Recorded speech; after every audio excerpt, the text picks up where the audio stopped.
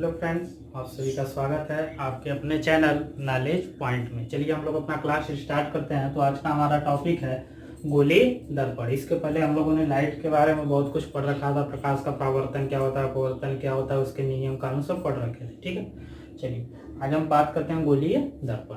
तो गोली दर्पण क्या होता है? गोली दर्पण होता है किसी खोखले गोले का कटा हुआ भाग होता है। जैसे एक खोखला गोला है, इसको दो भागों में हमने काट दिया तो ये दो भाग मिल गए। ठीक, यही हमारा होता है गोली दर्पण। या ये भी कह सकते हैं गोली दर्पण किसी खोखले गोले का कटा हुआ भाग होता है जिसका एक भाग उभरा हुआ तथा दूसरा भाग क्या होता है, दबा हुआ होता है। आई बात समझ में? इसके आधार पर हम कह सकते हैं गोली दर्पण हमारे जो होते हैं दो प्रकार का होता है। पहला होता है उत्तल दर्पण। पहला क्या होता है? उत्तल दर्पण। और दूसरा क्या होता है? अवतल दर्पण। पहला उत्तल दर्पण, दूसरा अवतल दर्पण। आई बात समझ में? उत्तल दर्पण क्या होता है और अवतल दर्पण क्या होता है, इसके बारे में देखते हैं। चलिए देखिए क्या करते हैं। जैसे ये हमारा एक खोखला गोला है, ठीक, तो हम क्या करते हैं, इसके एक सतह को पालिश कर देते हैं। क्या करते हैं? एक सतह को पालिश कर देते हैं और दूसरे सतह को चिकना बना देते हैं। क्या बना देते हैं? चिकना। चिकना बनाने का रीजन है कि ये परावर्तक तल बन जाता है। क्या बनता है? परावर्तक तल। मतलब प्रकाश की किरण आएगी, इस पे पड़ती है, फिर चिकना होने की वजह से क्या होती है, परावर्तित हो जाती है। आई बात समझ में? दूसरे वाले में देखो, इसको अंदर से पालिश कर दिया, दूसरे को बाहर से पालिश कर दिया। दूसरे को क्या कर दिया? बाहर से पालिश कर दिया। अब परावर्तक तल इसका कहाँ हो गया? अंदर की तरफ हो गया। इसका परावर्तक तल कहाँ हो गया? अंदर की तरफ। इसका बाहर और इसका अंदर। ठीक, तो उसी आधार पे दो दर्पण हो गया, एक उत्तल दर्पण और एक अवतल दर्पण। उत्तल दर्पण में क्या होता है? उत्तल दर्पण में जो परावर्तक तल होता है वो बाहर उभरा हुआ भाग होता है। इसके अंदर भाग को पालिश कर देते हैं। यानी जो परावर्तक तल का काम करता है वो कौन करता है? बाहर का उभरा हुआ भाग। ठीक, और अवतल दर्पण में क्या होता है? अवतल दर्पण में अंदर का दबा हुआ भाग परावर्तक तल का कार्य करता है। आएगा समझ में? इतना क्या क्या होता है। चलिए अब इसके कुछ बेसिक पॉइंट है, उसके बारे में थोड़ा सा देख लेते हैं क्या क्या होता है। जैसे दर्पण का ध्रुव। दर्पण का ध्रुव, देखिए दर्पण का ध्रुव क्या होता है। अगर ये एक दर्पण है आपका, क्या है? एक दर्पण, ठीक, इस दर्पण का जो मिडिल पार्ट होता है, जो बीच का भाग होता है, जो मिडिल बिंदु होता है, मध्यम बिंदु होता है, उसे ध्रुव बोलते हैं। क्या बोलते हैं? दर्पण का ध्रुव। यानी किसी भी गोलीय दर्पण का मध्यम भाग या बीच का भाग क्या कहलाता है? उसका ध्रुव कहलाता है। आई बात समझ में? इसको पी से दिखाते हैं। दूसरा होता है वक्रता केंद्र। दूसरा बिंदु क्या है? वक्रता केंद्र। वक्रता केंद्र क्या होता है? जैसे अभी हम कहें कि ये जो गोली दर्पण होता है किसी गोले से कटा हुआ भाग होता है, किसी गोले का कटा भाग हुआ था। इस गोले का कोई केंद्र होगा, इस गोले का कोई केंद्र होगा, वही केंद्र इसका क्या कहलाता है? वक्रता केंद्र कहलाता है। जैसे अब देखो, ये अगर गोले को हम पूरा कर दे तो इसका जो केंद्र होगा यही इसका क्या होगा? वक्रता केंद्र होगा। आई बात समझ में? ठीक, और तीसरे पॉइंट की बात करें, मुख्य अक्ष। किसकी बात कर रहे हैं? मुख्य अक्ष। देखिए मुख्य अक्ष क्या होता है? किसी भी गोली दर्पण के ध्रुव और वक्रता केंद्र सी को मिलाने वाली रेखा क्या कहलाती है? उसकी मुख्य अक्ष कहलाती है। क्या कहलाती है? मुख्य अक्ष। आई बात समझ में? ठीक, अगर अगले पॉइंट की बात करें, अगला होता है फोकस। अगला क्या होता है? फोकस। क्या होता है? फोकस। तो देखिए फोकस क्या होता है? फोकस होता है कि कोई भी प्रकाश की किरण परावर्तन के पश्चात मुख्य अक्ष को, किसको? मुख्य अक्ष को जिस पॉइंट पर काटती है उस पॉइंट को ही उसका क्या कहते हैं? फोकस कहते हैं। यानी परावर्तन के पश्चात जो प्रकाश की किरण जाएगी, जिस बिंदु को काटेगी, उस बिंदु को ही क्या कहते हैं? फोकस कहते हैं। आई बात समझ में? और फोकस को एफ से दिखाते हैं। और एक फार्मूला होता है, एफ बराबर R/2। ठीक, आर क्या होता है? वक्रता त्रिज्या होता है। क्या होता है? वक्रता त्रिज्या। और वक्रता त्रिज्या क्या होता है, जैसे कि बताया कि वक्रता केंद्र होता है, इस वृत्त की जो त्रिज्या होगी या ध्रुव से इस वक्रता केंद्र के बीच की दूरी को ही क्या बोलते हैं, वक्रता त्रिज्या बोलते हैं। आई बात समझ में, नोट कर लीजिए इसको।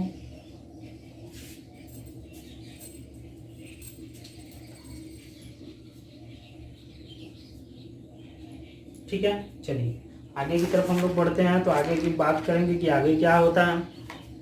ठीक, तो इसके कुछ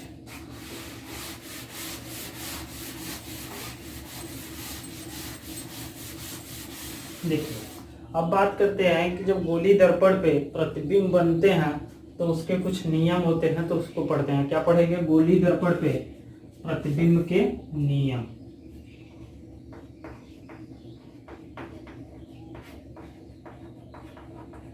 गोलीय दर्पण के प्रतिबिंब के नियम।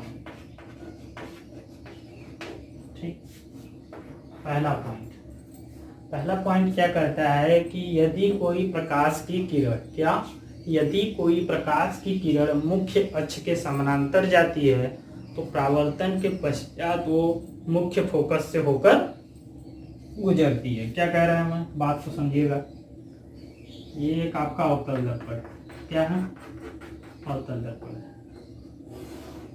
ये इसका ध्रुव है, ये मान लेते हैं इसका फोकस है, और ये क्या है, वक्रता केंद्र, और यही इसकी मुख्य अक्ष होगी। ये इसकी क्या है, मुख्य अक्ष है। कह रहा है प्रकाश की किरण जो मुख्य अक्ष के समानांतर जाती है परावर्तन के पश्चात उसके फोकस से होकर गुजरती है। क्या होती है, उसके फोकस से होकर गुजरती है। इसे बोल सकते हैं आपतित किरण। क्या बोल सकते हैं, आपतित किरण, और इसको परावर्तित किरण।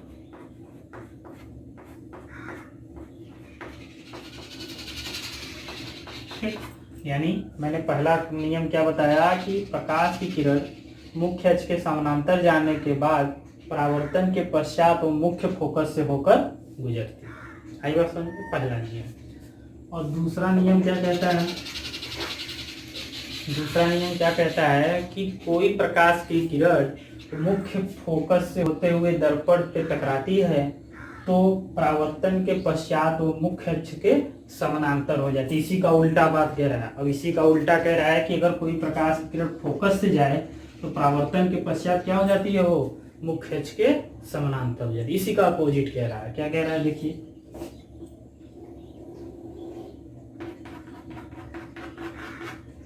कह रहा है कि कोई प्रकाश की किरण अब कहाँ से जाए, फोकस से जाए। कहाँ से जाए, फोकस से, मान लो ये गया, ठीक, यहाँ से गया फोकस होके।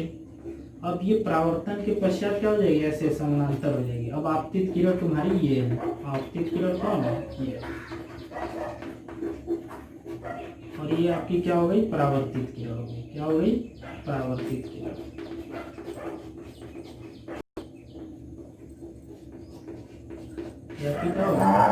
जस्ट इसका अपोजिट कह रहा है। ठीक, तीसरा नियम क्या कहता है, तीसरा रूल कहता है कि यदि कोई प्रकाश की किरण उसकी वक्रता केंद्र से जाती है तो परावर्तन के पश्चात वो उसी मार्ग से वापस चली जाती है। बात को समझिएगा क्या कह रहा है, जैसे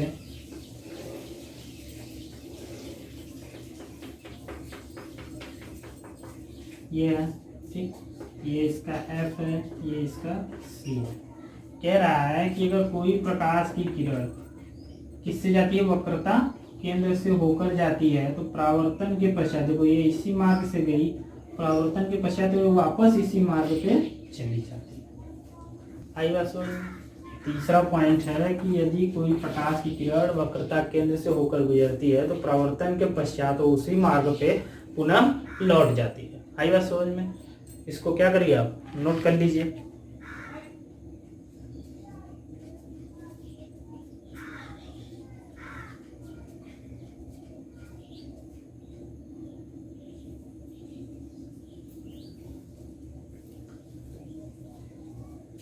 ठीक है, चलिए आगे बढ़ते हैं।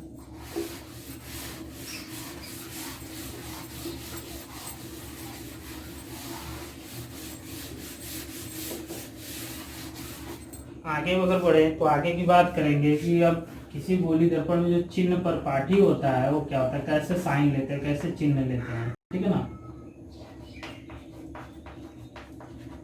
चिन्ह परिपाटी होता है यानी कैसे प्लस लेंगे कब माइनस लेंगे उसकी बात करते हैं। तो अगर हमारे सामने है अवतल दर्पण, क्या है अवतल दर्पण, तो देखिए अवतल दर्पण बताया था कि इसके अंदर का क्या होता है, परावर्तक तल होता है। इस तरीके से अंदर का परावर्तक तल होगा, ठीक। मान लीजिए तब इसका सी भी यहाँ है, एफ भी यहाँ है और कोई वस्तु, सॉरी एफ यहाँ है, सी यहाँ है, तो कोई वस्तु मान लेते हैं यहाँ पर रखा गया है, वस्तु ए बी यहाँ पर रखी गई है, ठीक। तो जब प्रकाश की किरण जाती है परावर्तन के पश्चात फोकस से होकर जाती है, ठीक। देखिए तो इधर के वैल्यू को हम लेते हैं किसमें, ऋणात्मक लेते हैं यानी माइनस में लेते हैं। लेफ्ट हैंड साइड की जो वैल्यू होती है उसको किसमें लेते हैं, ऋणात्मक में, और इधर की जो वैल्यू होती है उसे किससे लेते हैं, धनात्मक में। किसे लेते हैं, धनात्मक में। यानी अवतल दर्पण में हम क्या देख रहे हैं कि जो हमारा फोकस होगा वो भी माइनस होगा, जो वक्रता केंद्र होगी वो भी माइनस लेंगे, और जो वस्तु की दूरी होगी वो भी माइनस लेंगे। और जब प्रतिबिंब हमारा बनता है, क्या बनेगा, प्रतिबिंब बनेगा, ये प्रतिबिंब भी किसमें लेंगे, माइनस में लेंगे। यानी अवतल दर्पण में जो होता है आपका सब के सब किसमें होते हैं, माइनस में। आई बात समझ में, चलिए ठीक। अगर अब हमारे सामने क्या हो, उत्तल दर्पण हो, क्या हो, उत्तल दर्पण हो, देखिए उत्तल दर्पण में क्या होगा, उत्तल दर्पण होगा तो बताया था जस्ट अपोजिट हो जाएगा। अब इसके अंदर का भाग पालिश होता है, क्या होता है, अंदर का भाग पालिश होता है। तो जब प्रकाश की किरण, देखिए अब इसका जो फोकस होगा वो किधर हो गया, एफ इधर हो गया, इसका सी भी किधर हो गया, इधर हो गया, ठीक। तो जब वस्तु को इधर रखेंगे तो प्रकाश की किरण जाएगी परावर्तन के पश्चात ऐसे निकल जाती है जो कि फोकस से आती है, ठीक। यानी इधर के भाग को क्या लेंगे, ऋणात्मक लेंगे, क्या लेंगे, ऋणात्मक, और इधर के भाग को क्या लेंगे, धनात्मक, ठीक। तो देख रहे हैं इधर जो वस्तु की दूरी है वो तो माइनस में हो गई, बाकी जो फोकस है वो प्लस हो गया, जो वक्रता केंद्र है वो भी प्लस हो गया, प्रतिबिंब भी जो बनेगा वो भी इधर की तरफ आएगा, यानी वो भी क्या होगा, धनात्मक होगा। किसमें होगा, धनात्मक। तो ये याद रखने वाली बात है कि अगर अवतल दर्पण है तो उसके सब वक्रता केंद्र, फोकस और वस्तु की दूरी, प्रतिबिंब की दूरी सब किसमें होती है, माइनस में होती है, ठीक। लेकिन इसमें क्या होगा, वस्तु की दूरी तो माइनस होती है, बाकी सब किसमें आते हैं, प्लस में आते हैं, ठीक है ना, नोट कर लीजिए।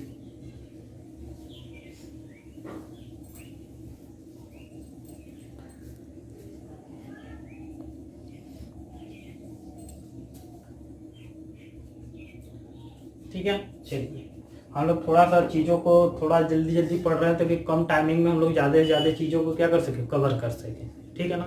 चलिए आगे बढ़ते हैं। अब हम देखते हैं कि अब प्रतिबिंब कैसे बनता है। अब बात करेंगे कि अवतल दर्पण और उत्तल दर्पण पे प्रतिबिंब कैसे बनता है। तो सबसे पहले हम लोग देखते हैं कि अवतल दर्पण पे प्रतिबिंब का बनना, अवतल दर्पण पे प्रतिबिंब का बनना।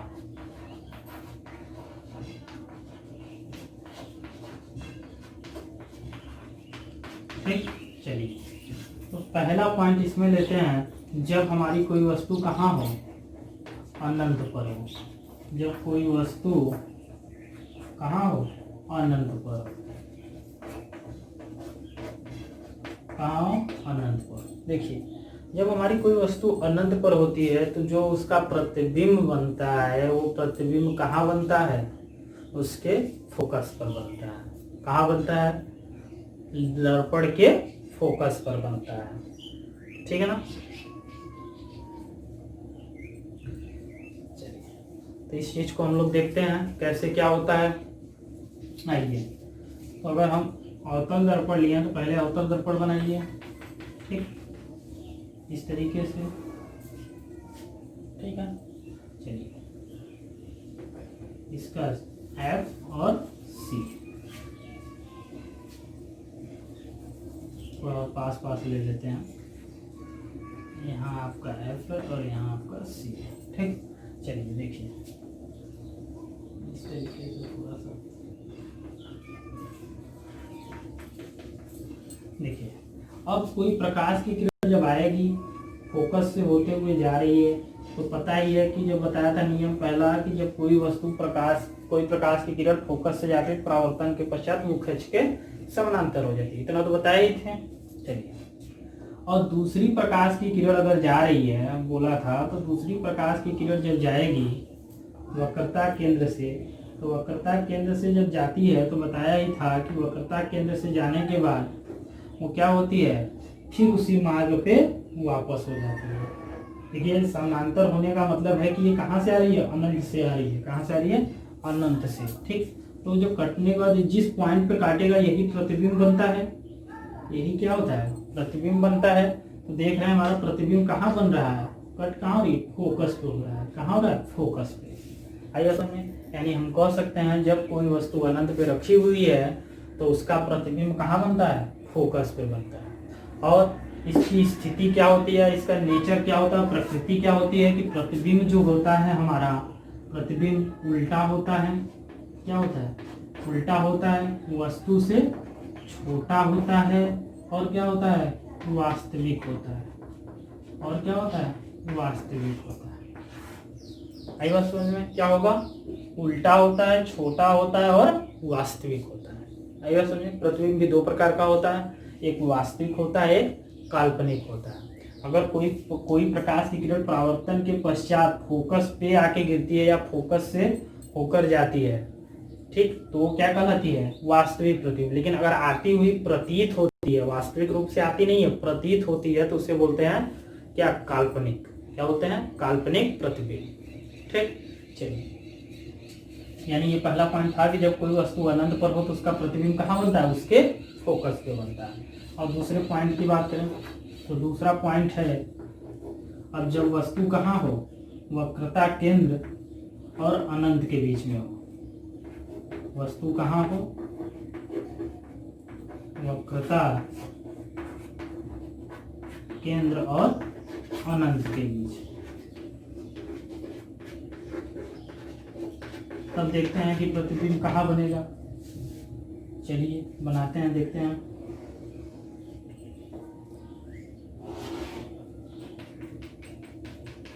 अवतल दर्पण की बात हो रही है। अब देखिए, अब वस्तु हमारी आ गई यहाँ, ठीक।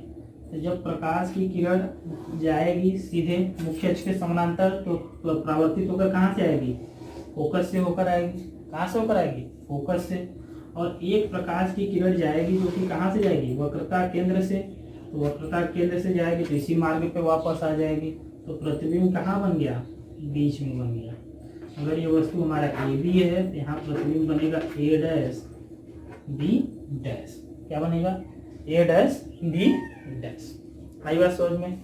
यानी हम देख रहे हैं कि जब वस्तु हमारा कहाँ है, वक्रता केंद्र और अनंत के बीच में है, तो जो हमारा प्रतिबिंब बन रहा है वो कहाँ बन रहा है, वक्रता केंद्र और फोकस के बीच में। जबकि अनंत से आ रहा था, कहाँ बन रहा था, फोकस पे। लेकिन जब वस्तु वक्रता केंद्र और अनंत के बीच में है तो कहाँ बन रहा है, वक्रता केंद्र और फोकस के बीच में। आई बात समझ में। इसको स्क्रीनशॉट लेना चाहते तो ले लीजिए।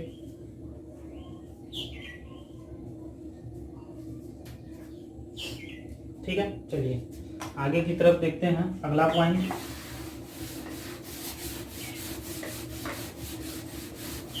हमारा अगला पॉइंट है, हाँ, जो इस वाले में था, इसमें भी क्या था, प्रतिबिंब जो है हमारा उल्टा था, वस्तु से छोटा था तथा वास्तविक था। ठीक, चलिए अगर अब तीसरे पॉइंट की बात करें तो तीसरा पॉइंट है जब वस्तु कहाँ हो, वक्रता केंद्र पर। वस्तु कहाँ हो, वक्रता केंद्र पर। वस्तु हमारी कहाँ हो, वक्रता केंद्र पर। चलिए देखते हैं तब प्रतिबिंब कैसे बनता है।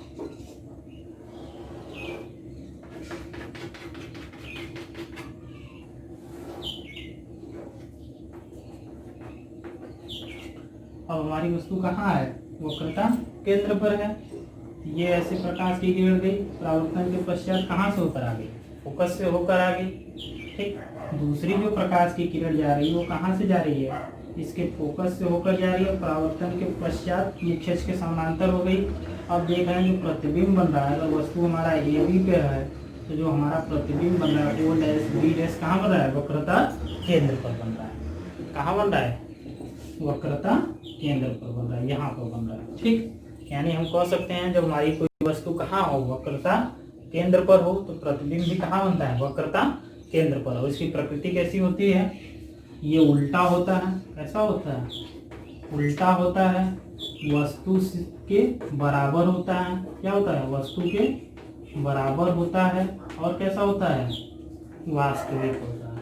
और कैसा होता है, वास्तविक। आई बात समझ में, यानी वस्तु हमारी वक्रता केंद्र पर होगी तो क्या होगा, वस्तु उल्टा तो होगा प्रतिबिंब, लेकिन वस्तु के बराबर होगा और वास्तविक होगा। ठीक, चलिए अगले पॉइंट की बात करें। अब अगला पॉइंट है कि अगर हमारी वस्तु कहाँ पे हो, वस्तु वक्रता केंद्र और फोकस के बीच में हो। कहाँ हो, वक्रता केंद्र और फोकस के बीच में।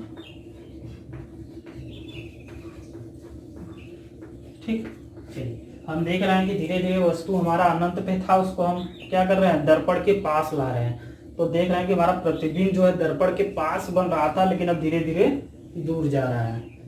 यही होता है कि जब वस्तु को हम पास लाएंगे तो प्रतिबिंब दूर जाएगा, और प्रतिबिंब की जो साइज होगी वो धीरे धीरे बढ़ती जाती है। क्या होती है, बढ़ती जाती है। जितना पास आएंगे प्रतिबिंब दर्पण से उतना दूर जाता है और बड़ा बनने लगता है। ठीक, चलिए अगला पॉइंट देखते हैं। अब हमारी वस्तु कहाँ रखी है, वक्रता केंद्र और फोकस के बीच में। ठीक, तो यहाँ एफ है, आपका यहाँ सी है, तो वस्तु हमारी अब यहाँ पर है। ठीक, एक प्रकाश की किरण परावर्तन के पश्चात कहाँ से गई, ऐसे गई। ठीक, और दूसरी प्रकाश की किरण जब हम देखेंगे तो हमारी एक ऐसे जाएगी, सी से होकर, कहाँ से जाती है, सी से होकर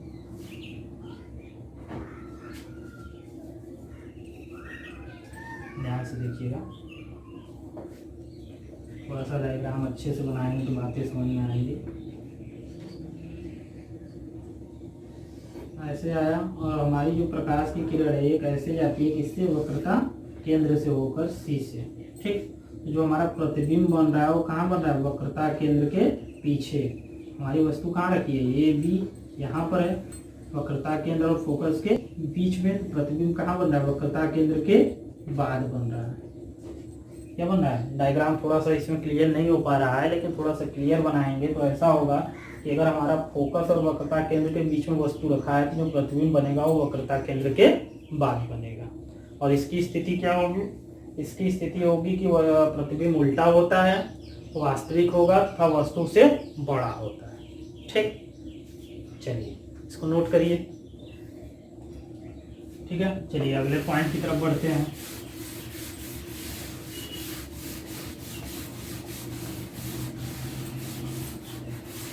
अगले पॉइंट की तरफ बढ़ेंगे तो अगला पॉइंट हमारा है जो कि लास्ट है, पांचवा पॉइंट, कि हमारा वस्तु कहाँ हो, फोकस पर हो। हमारा वस्तु कहाँ हो, वस्तु फोकस पर हो। जब वस्तु फोकस पर होगा तो क्या होगा, देखिए